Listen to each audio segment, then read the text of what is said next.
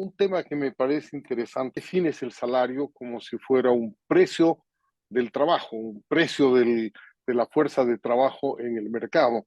No sé si José Luis, que eres un estudioso del mercado de trabajo, un analista de la demanda y de la oferta laboral, coincides en que el salario no debería definirse como un precio de la fuerza de trabajo, sino tener una definición a priori como la definición teórica del marxismo, ¿no?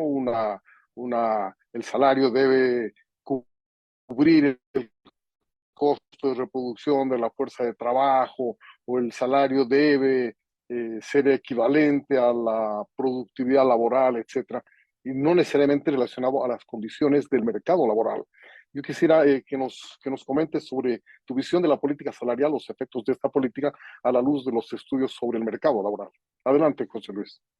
Gracias. Voy a intentar sintetizar un trabajo que vengo desarrollando desde hace 10 años, ¿no? Le estoy haciendo seguimiento a la demanda laboral específicamente y voy a tratar de responder a la pregunta. Lo que se quiere mostrar con esta presentación es los efectos de la política salarial en la demanda laboral.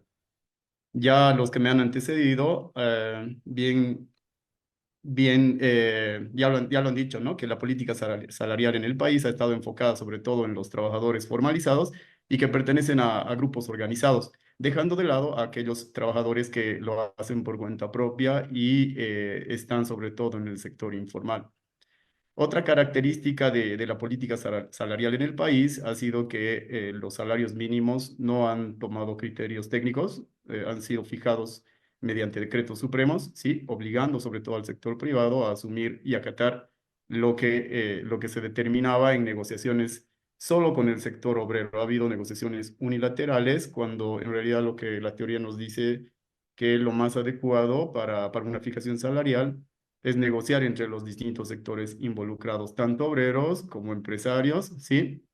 Y por otro lado, se ha visto también que los incrementos salariales en la mayoría de los casos han estado por encima de lo que es la inflación, que es el parámetro que se toma, ¿no? Para fijar un incremento salarial. Entonces, ante esta situación, ¿sí? La pregunta es, ¿cuál es el efecto de estas medidas en la demanda laboral?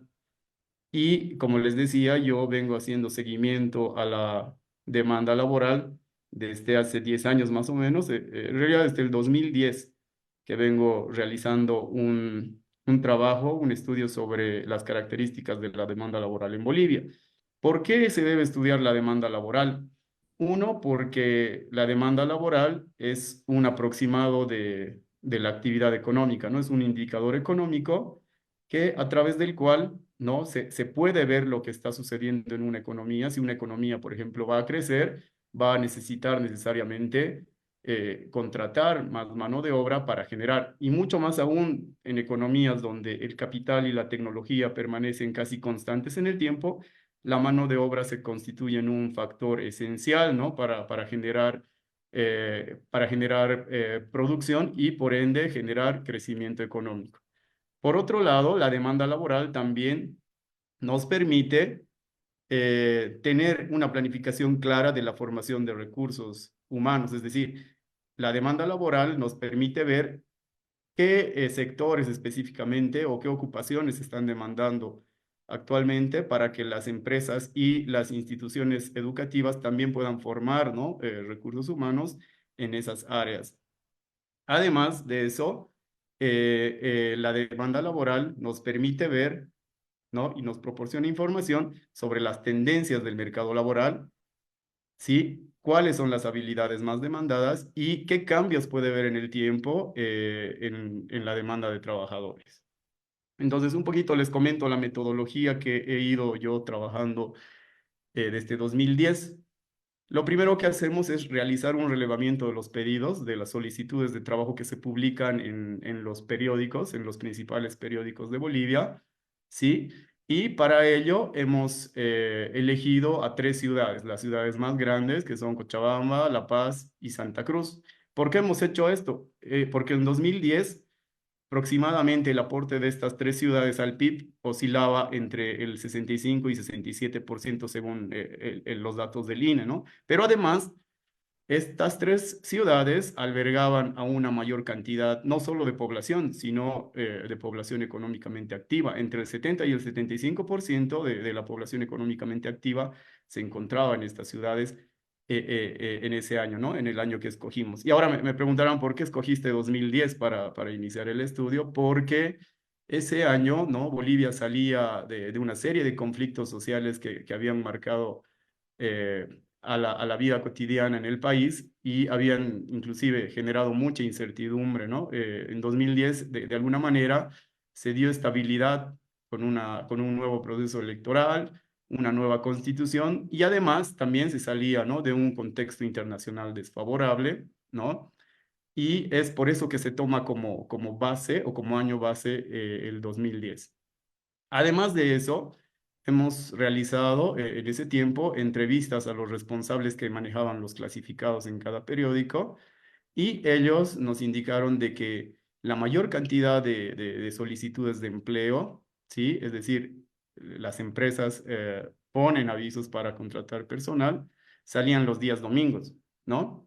Entonces, decidimos en aquella época relevar solamente los días domingos todas las solicitudes y registrarlas en nuestra base de datos.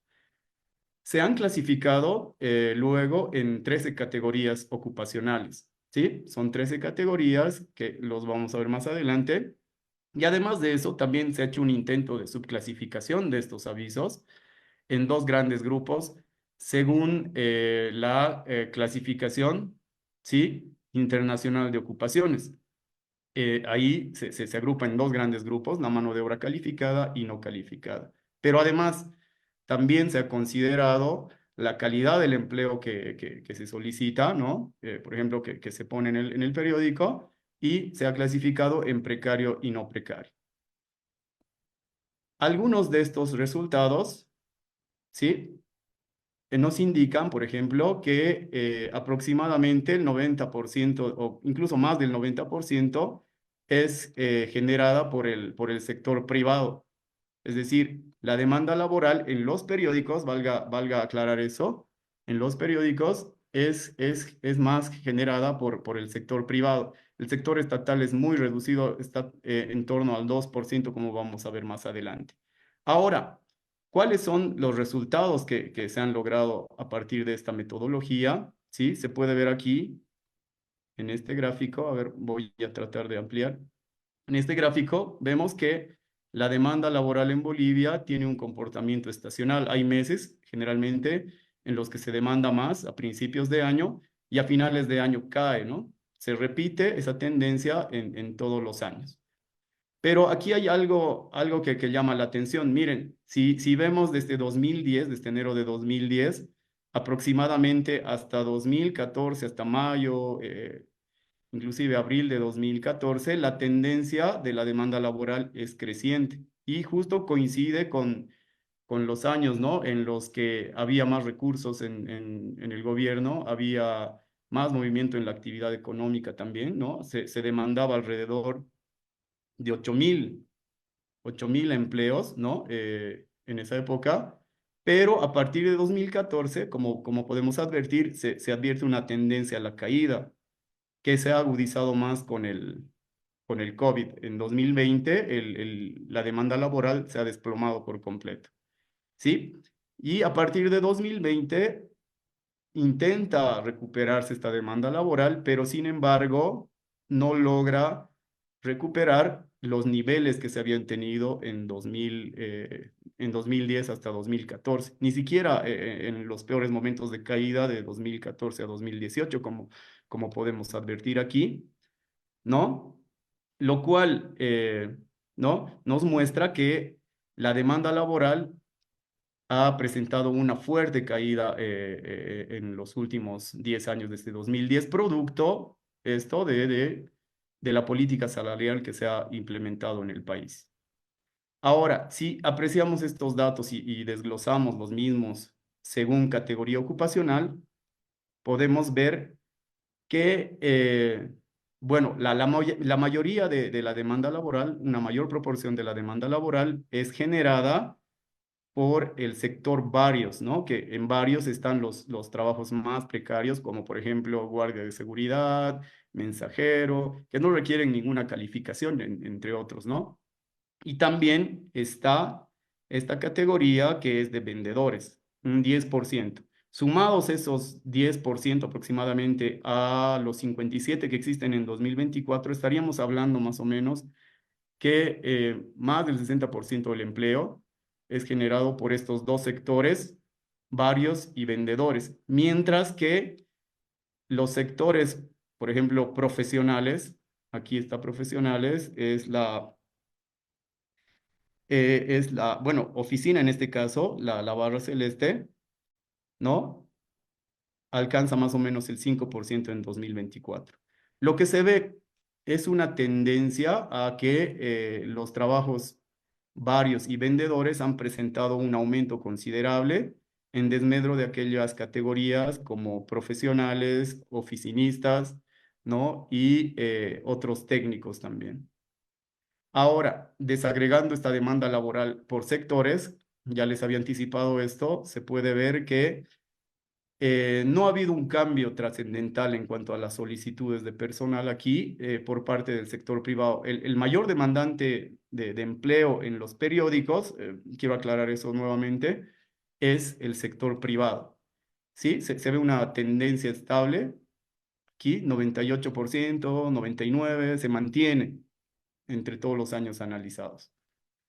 Lo que llama la atención eh, es esta clasificación, ¿sí? Según la calificación que tiene el puesto de empleo aquí. Vemos, por ejemplo, que en 2010 el 69% correspondía a la demanda laboral para empleos no calificados. Es decir, siempre ha habido ese problema de que la economía boliviana ha demandado en mayor proporción empleos no calificados. Pero aquí lo que llama la atención y se advierte también es que en los últimos años, a partir de 2015 más o menos, 2015, esta tendencia a demandar mano de obra no calificada ha incrementado a 84%, es considerable. Es decir, la mano de obra calificada habría disminuido aproximadamente en un 50%, ¿no? De 31% que se demandaba en 2010, en 2024, hasta el primer trimestre de 2024, solamente llega al 16%. Entonces ahí también se ve un efecto de la política salarial que estaría induciendo a las empresas a contratar cada vez menos mano de obra calificada, ¿sí? Y en desmedro de sus pares calificados.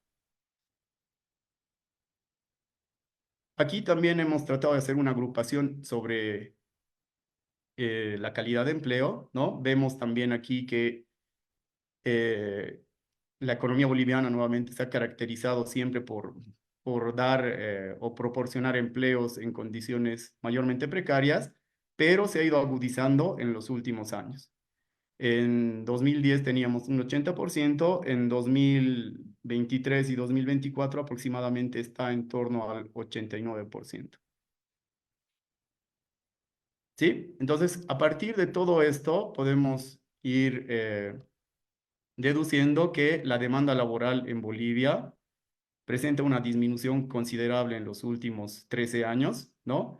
Generalmente los empleos solicitados provienen en su mayoría de las categorías varios y vendedores, ¿no? Que son sectores donde no se requiere calificación para estos puestos, ¿sí?